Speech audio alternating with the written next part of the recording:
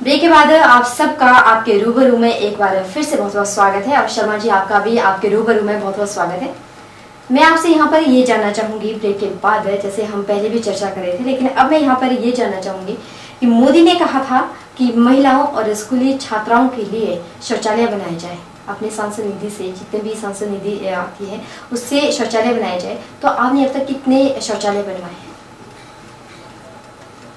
जहाँ तक स्वच्छता अभियान के बाद शौचालय बनाने का जो विषय आया था तो उसमें स्कूलों में जहाँ शौचालय नहीं जी, तो उसके लिए ये व्यवस्था की गई थी। लेकिन जहाँ तक मेरी पार्लियामेंट में, अन्य पार्लियामेंट में जो स्थिति थी, सब विद्यालयों शौचालय निर्माण हुए थे जी। और स्वच्छता के लिए काफ़ी व्यवस्था भारत सरकार ने कर रखी थी, हिमाचल सरकार ने कर रखी थी जी। और काफ़ी ज़्यादा राशि इसके लिए अपने हिमाचल सरकार को सुरक्षित रखी गई है। तो अब जहाँ जहाँ जिन विद्यालयों शौचालय नहीं है, पत्र उनको लिखा था, वहाँ से जो शौचालय निर्माण करने की जो बात जहाँ जहाँ से आई है उनके लिए राशि स्वीकृत की जाए अभी। अच्छा, तो मैं आपसे यहाँ पे ये भी जानना चाहूँगी, हाल ही में अभी सूबे के मुखिया मंडी जिले के दौरे पर थे, 6 दिन के दौरे पर। उन्होंने कंसा चौक में एक बात कही थी, पर उन्होंने टिप्पणी की थी। अपनी प्रतिभा सिंह जो उनकी अर्धांगिनी है, उनको हारने का दर्द उन्हें उस वक्त याद आ गया। तो उन्होंने कहा था कि रामस्वरूप शर्मा प्रधान, पंचायत प्रधान के बनने के लायक भी नहीं है, लेकिन यहाँ पे ब्राह्मणवाद चला और तभी उनकी जीत हासिल हुई। आपकी जीत इस वक्त 39,700 कुछ वोटों से आपकी जीत हुई है।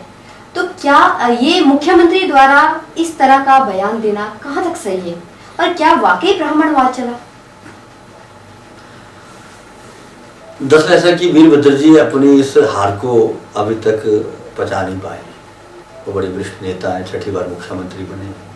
कहाँ किन शब्दों का प्रयोग करना, कौन सी बात करना, हम तो हमें उनसे प्रेरणा लेनी चाहिए। लेकिन वो जो कुछ बोल गए वो सारा उस परंपरा से, दायरे से बाहर था जी। अब वो मंडी पार्लियामेंट में तो ब्राह्मणवाद का बात की वो चले गए कि ब्राह्मणवाद चला, लेकिन मैं उनसे पूछना चाहता हूँ कि जिस रामपुर की वो दवाई देते थे कि 30,000 वोटों की बढ़त देता था जब पंडित सुखराम चुनाव लड़ते थे जी। या उनकी पत्नी लड़ती थी जी। या वो खुद लड़ते, तो 28,000 30,000 वोट पड़ते थे जी। आज तक जितने चुनाव हुए। लेकिन इस बार उन्होंने अवलोकन किया कि वहाँ केवल मात्र उनको 9,000 कुछ वोटों की बढ़त मिली। और दूसरा, जिस शिमला से, ग्रामीण क्षेत्र से वो एमएलए चुनकर मुख्यमंत्री बने, वहाँ 3,000 कम वोट पड़े। उसका अवलोकन क्यों नहीं किया? मंडी में तो बोल कर चले गए, लेकिन जिस अपने एक मुख्यमंत्री के चुनाव क्षेत्र से वोटों की कमी रहती है, 3,000 वोट उनको कम पड़ते हैं, तो मुख्यमंत्री को इस्तीफा दे देना चाहिए। रही मंडी की बात, मंडी में जो उन्होंने लंबा से, उनके परिवार ने मंडी से सांसद रहे, उनकी पत्नी सांसद रही, वो मुख्यमंत्री बने, वो केंद्रीय मंत्री बने, कभी मंडी की चिंता उन्होंने नहीं की। कितने काम लंबित पड़े हैं। आज हमारे फिल्मी दुनिया के लोग आते थे, टूरिस्ट आते थे, हवाई जहाज में आते थे, भुंतर में जहाज लैंड नहीं होता, कई बार जहाज वापस जाता है। कभी उन्होंने विचार नहीं किया कि वहाँ बड़ा एयरपोर्ट बनना चाहिए। सड़कें ठीक होती, दुनिया भर के टूरिस्ट कुल्लू मनाली आते हैं, गालियाँ दे के चले जाते हैं कि भाई हम स्विट्जरलैंड से आए हैं, अमेरिका से आए, जर्मन, जापान से आए हैं, लेकिन सड़कें यहाँ ठीक है। जी, यहाँ पर हमारे पास समय का अभाव है। मैं आपसे यहाँ पे ये जानना चाहती हूँ, अभी आपने नमक की बात की, नमक खान जो गुमम है उसको चलाने की बात आपने भी की थी, तो अब तक उसका क्या हुआ? उसकी सारी औपचारिकता पूर्ण हो चुकी है, मैं पहले भी कह चुका आपसे। अब उसका केंद्रीय मंत्री आने वाले हैं जी। और कुछ ही महीने में आपको 300 करोड़ की लागत से बनने वाला नमक खान की शिलान्यास होगा। उसकी सारी औपचारिकता पूर्ण कर दी गई है। मैं तो मुख्यमंत्री का धन्यवाद ही करूँगा कि उन्होंने जमीन उपलब्ध करा दी, बिजली पानी की हमें स्वीकृति मिल चुकी है जी। और जो साल्ट कारपोरेशन ऑफ इंडिया जो कारपोरेशन उसको उस कारखाने को लगाने वाली है, मुझे विश्वास है कि कुछ ही महीनों में ये उद्योग का कार्य आगे बढ़ेगा। आपके प्रतिद्वंदी आप पर आरोप लगाते रहे हैं कि जब से आप सांसद बने हैं, उससे पहले भी, और जब से आप सांसद बने हैं उसके बाद पार्टी में गुटबाजी बढ़ गई है, क्या ये सही है? मैं तो आपसे सुन रहा हूं। सरकाघाट, जोगिंदर नगर, ऐसा ये तो मैं आपसे सुन रहा हूँ। हमारी तो बड़े अच्छे कार्यक्रम चले हुए हैं।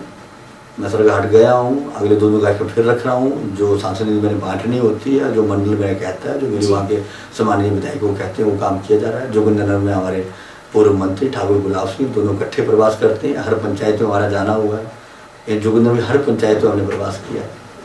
हमारी 58 पंचायतें बनती हैं, सारी पंचायतों हम गए हैं। सांसद बनने के बाद बीजेपी के अगले प्रदेश अध्यक्ष आप बनना चाहते हैं, क्या ऐसे ही?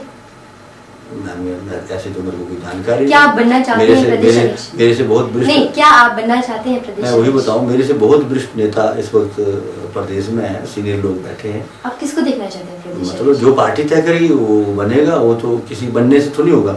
हमारा पार्टी का जो हमारा हाई नेतृत्व है वो तय करता है किसको दायित्व देना है, और वो हमारे मंडलों के चुनाव होंगे, फिर जिला के चुनाव होंगे, फिर प्रांत का चुनाव होगा, लेकिन वो तय तो पार्टी हाईकमान करता है। और हमारे जो निर्वाचित प्रतिनिधि आएंगे वो अध्यक्ष का चुनाव करेंगे जी। ये तो किसी की बनने ना बनने से तय नहीं होगा। रामस्वरूप जी, आपके रूबरू में हम लोगों से बात करने के लिए और लोगों से मुखातिब होने के लिए आपका बहुत बहुत शुक्रिया। तो ये थे सांसद, मंडी क्षेत्र के सांसद रामस्वरूप शर्मा, जो आज आपके रूबरू में हम लोगों से, आप लोगों से मुखातिब हुए और कई मुद्दों पर चर्चा हुई। उम्मीद यही है कि आपके रूबरू में हम हर बार नए से नए मेहमान लेकर आए और कई मुद्दों पर चर्चा करें। बहरहाल आपके रूबरू में इतना ही। परेश शर्मा को दीजिए इजाजत। आप देखते रहिए के चैनल।